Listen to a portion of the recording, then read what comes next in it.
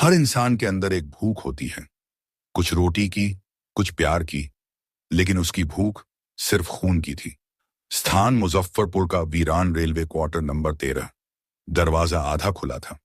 अंदर से धीमी धीमी आवाजें आ रही थीं, जैसे कोई सांसें ले रहा हो, बहुत तेज, बहुत गहरी।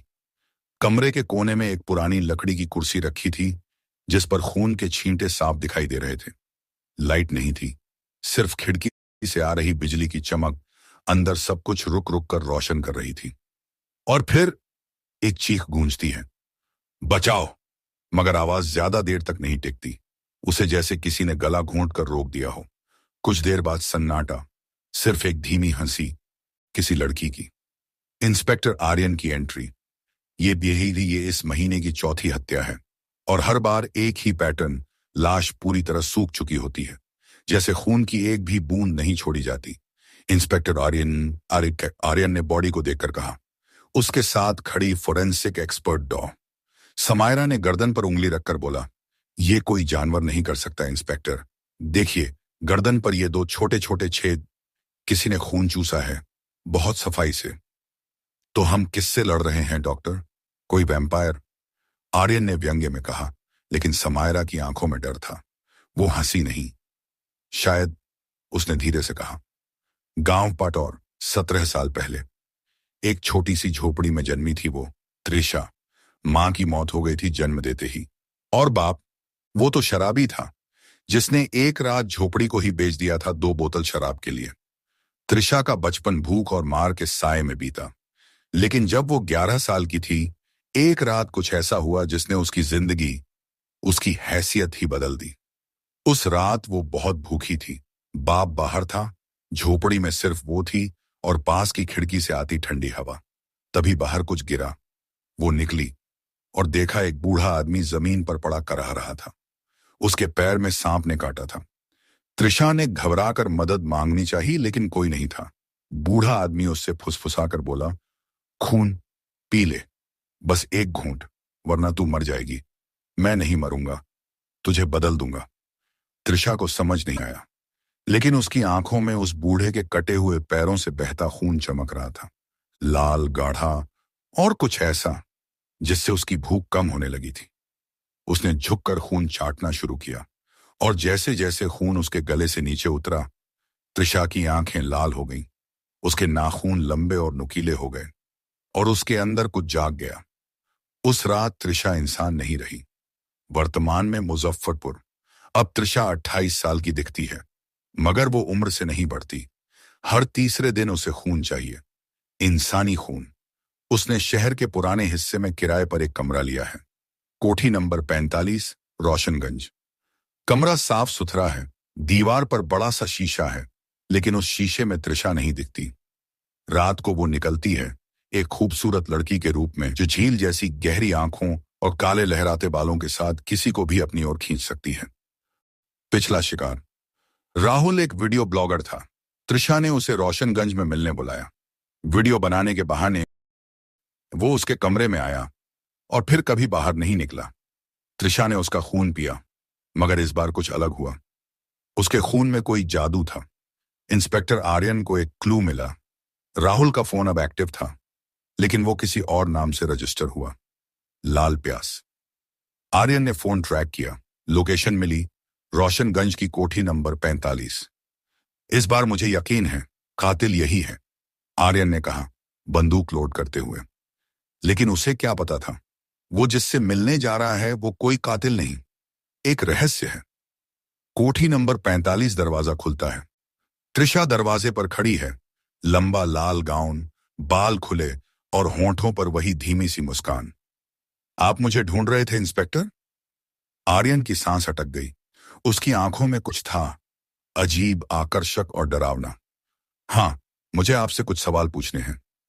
जरूर, अंदर आइए। जैसे ही आर्यन अंदर जाता है, दरवाजा खुद ब खुद बंद हो जाता है, और अब कोई खेल शुरू होता है। दरवाजा पीछे से बंद हो चुका था।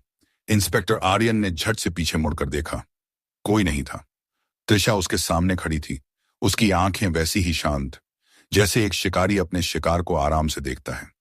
आपको चाय पसंद है या कॉफी? उसने बिना किसी डर या हड़बड़ी के पूछा। मुझे बस कुछ सवाल करने हैं, आर्यन ने कहा और चारों ओर नजर दौड़ाई। कमरा बेहद साफ सुथरा था, लेकिन उसमें कुछ था, एक अजीब सी गंध, जैसे पुराने खून की, जिसे अच्छी तरह छुपाया गया हो। एक हल्की सी मादकता उस कमरे में फैली थी, जो दिमाग को सुन्न कर रही थी। तो पूछिए, मैं भी देखना चाहती हूं कि आप मुझसे कितना जान पाए हैं। त्रिशा मुस्कुराई और धीरे धीरे सोफे पर बैठ गई। उसकी चाल किसी नर्तकी जैसी थी, मगर आंखें, उनमें एक सूनी गहराई थी। आर्यन ने जेब से राहुल वर्मा की तस्वीर निकाली। इस लड़के को पहचानती हैं? त्रिशा ने एक नजर फोटो पर डाली, फिर मुस्कुराकर कहा। सुंदर था, मगर थोड़ा भावुक, बहुत जल्दी डर गया। आर्यन चौंका। आप ये कैसे जानती हैं? क्योंकि वो आपके सवाल का जवाब है, और अब आप खुद भी एक सवाल बन चुके हैं, इंस्पेक्टर। त्रिशा की आवाज अब गूंजती हुई लग रही थी। आर्यन ने हाथ में पकड़ी पिस्तौल की तरफ हाथ बढ़ाया, लेकिन उसे एहसास हुआ उसका शरीर सुन्न हो चुका था। वो उठ नहीं पा रहा था। क्या किया तुमने मेरे साथ? उसने चीखने की कोशिश की, मगर आवाज लड़खड़ा गई। त्रिशा उठी। मैंने कुछ नहीं किया इंस्पेक्टर, ये तुम्हारी ही गलती है। तुमने मेरी आंखों में झांका और अब तुम मेरी दुनिया में हो। कमरे की दीवारें अचानक बदलने लगीं। वे दीवारें अब लहू से सनी थीं। कोनों में कई आंखें चमक रही थीं, न जाने किसके चेहरे, न जाने किसके निशान। त्रिशा ने धीरे से इंस्पेक्टर के पास आकर कान में फुसफुसाया। तुम जानना चाहते हो ना कि मैं क्या हूं? चलो, आज बताती हूं, मगर उससे पहले एक कहानी सुनो। कहानी एक औरत की जो मर नहीं सकती थी। वो औरत कभी इंसान थी, मगर एक रात उसे एक श्राप मिला, एक प्यास जो कभी बुझती नहीं थी। वो प्यास खून की थी, और वो औरत मैं हूं। हर 100 साल में मुझे एक नया शरीर चाहिए होता है, एक ऐसा शरीर जिसमें मैं घुल सकूं, बस सकूं, और अब तुम्हारा शरीर बिल्कुल उपयुक्त है। आर्यन ने हिम्मत जुटाकर आंखें खोली। त्रिशा अब बदल रही थी। उसके दांत नुकीले हो चुके थे, आंखें काली गहराई में डूबी हुई। उसके चेहरे की सुंदरता अब डरावनी लग रही थी। मैं वैम्पायर नहीं हूं इंस्पेक्टर, मैं उससे भी ज्यादा खतरनाक हूं। मैं वो भूख हूं जो समय के साथ बढ़ती है, और अब मैं तुम्हें अपने अंदर समाने वाली हूं। लेकिन तभी कुछ अजीब होता है। कमरे में रखे शीशे पर एक अंधेरी आकृति उभरती है। वो वही बूढ़ा आदमी है जिसने त्रिशा को पहली बार खून पिलाया था। उसकी आंखें लाल थीं और वो चीखता है, रुक जा त्रिशा, एक बार फिर तू सीमा लांघ रही है। उसे मत छू, वो तेरा अंत ला सकता है। त्रिशा एक पल के लिए रुकती है और डर जाती है। नहीं, ये नहीं हो सकता, तुम मर चुके थे। बूढ़ा आदमी हंसता है। मैं कभी नहीं मरा, मैं तेरी आत्मा का सौदागर हूं, और अब सौदा पूरा हुआ। अगला भाग आर्यन लिखेगा, न कि तू। त्रिशा पीछे हटती है। आर्यन का शरीर धीरे धीरे सामान्य होने लगता है। उसकी सांसें वापस आने लगती हैं, मगर सवाल अब बढ़ गए हैं। ये बूढ़ा कौन है? उसने त्रिशा को क्यों छुआ? और आर्यन क्या वाकई अब सिर्फ इंस्पेक्टर है या कुछ और बन चुका है? कमरे में अजीब सी खामोशी छा गई थी। इंस्पेक्टर आर्यन दीवार के सहारे बैठा था। सांसें तेज चल रही थी। उसकी पिस्तौल जमीन पर गिरी हुई थी, और सामने त्रिशा अब उस शेरनी जैसी नहीं रही थी। वो जमीन पर घुटनों के बल बैठी थी, दोनों हाथों से अपना चेहरा ढंके हुए। बूढ़ा आदमी जो अचानक शीशे में उभरा था, अब कोने में खड़ा था, असल रूप में। उसकी काली धोती, सफेद झुर्रीदार चेहरा, सूनी आंखें, और वो लाल कलावा जो उसकी कलाई से लटक रहा था, किसी अनदेखे खतरे की तरह फड़फड़ा रहा था। तू फिर आ गया। त्रिशा की आवाज अब किसी किशोरी जैसी लग रही थी। उसमें वो खून की प्यासी झलक नहीं थी। बूढ़ा मुस्कुराया। मैं कभी गया ही नहीं था। तूने मुझे भुला दिया था त्रिशा, मगर अब वक्त पूरा हुआ। आर्यन कुछ समझ नहीं पा रहा था। वो पुलिस अकादमी से पढ़ा था, अपराध विज्ञान में डिग्री थी, लेकिन आज जो उसके सामने था, वो उसकी किताबों में नहीं था। ये ना कोई साइकोपैथ था, न कोई शातिर क्रिमिनल। ये कुछ और था। तुम लोग कौन हो? उसने कांपती आवाज में पूछा। बूढ़ा धीरे धीरे उसकी तरफ मुड़ा। तू नहीं समझेगा इंस्पेक्टर, मगर कोशिश कर। जो मैं बताने जा रहा हूं, वो तुझे नहीं सिर्फ सुनना है, समझना भी है, क्योंकि अब तेरा रोल शुरू हुआ है। खून की किताब।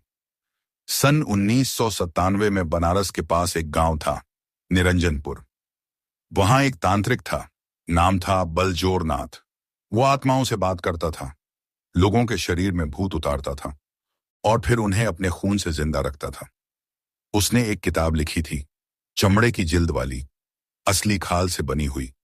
उसमें हर आत्मा का नाम लिखा गया था जिसे उसने कभी बांध कर रखा। उस किताब का नाम था लोहित ग्रंथ। त्रिशा ने चुपचाप सुना। उसका चेहरा पीला पड़ चुका था। मैं वही हूं, बलजोर नाथ। आर्यन की आंखें फटी की फटी रह गईं। तुम 100 साल से जिंदा हो? नहीं बेटा, मैं जिंदा नहीं, मैं बंधा हूं, अपनी ही बनाई किताब से। और त्रिशा भी उसी किताब का एक पन्ना है। उसकी आत्मा, उसकी भूख, सब मैंने बनाया। मगर अब वक्त पूरा हुआ। हर पन्ने को वापस जाना है और ये सब होगा तेरे जरिए। त्रिशा चीखी। नहीं, मैं वापस नहीं जाऊंगी। तुमने मुझे बनाया, लेकिन अब मैं अपने अस्तित्व की मालिक हूं। मैं अब किताब का हिस्सा नहीं, मैं इंसान हूं। इंसान? बूढ़ा हंसा। जो खून पीकर जिंदा रहती है वो इंसान नहीं होती बेटी। वो बस एक कहानी है और अब उसका अंतिम अध्याय आ चुका है। तभी बिजली कड़कती है। एक झोर की चमक कमरे में फैली और दीवार पर एक किताब प्रकट हो गई। पुरानी, खून से सनी जिल्द। उसके ऊपर उर्दू में लिखा था। बूढ़ा उसकी ओर बढ़ा, मगर आर्यन ने एक पल की भी देर नहीं की। उसने पिस्तौल उठाई और किताब पर निशाना साधा। यह सब पागलपन है, उसने चिल्लाते हुए गोली चलाई। गोली किताब से टकराई, मगर आवाज धातु जैसी आई। कमरे में एक विस्फोट हुआ। सारा कमरा काले धुएं से भर गया। आर्यन जमीन पर गिर पड़ा। त्रिशा कहीं गायब हो चुकी थी। बूढ़ा आदमी अब एक खाली खोल बन चुका था, बस राख में बिखरता हुआ। धुएं के बीच किताब धीरे धीरे जमीन में समा गई। उसके साथ ही कमरे की दीवारें फिर से सामान्य होने लगीं। Roshanganj police station. अगली सुबह आर्यन एक रिपोर्ट दर्ज कर रहा था। कोठी नंबर 45 पूरी तरह खाली पाई गई। कोई त्रिशा नाम की लड़की नहीं मिली। कमरे में एक अजीब सी गंध थी, लेकिन कोई सबूत नहीं, कोई लाश नहीं, बस जलने की राख। उसकी आंखों के नीचे काले घेरे थे और उसकी जेब में एक पुराना पन्ना पड़ा था जिस पर खून से लिखा था, तू अब हमारा लेखक है। अगर आपको यह कहानी पसंद आई हो तो हमारे चैनल स्टोरी हब को सब्सक्राइब करें, वीडियो को लाइक करें और अपने दोस्तों के साथ शेयर करें। और हाँ, बेल आइकन को दबाना न भूलें ताकि हर नई कहानी का अपडेट आपको तुरंत मिल सके। स्टोरी हब, जहां हर कहानी है एक नई शुरुआत।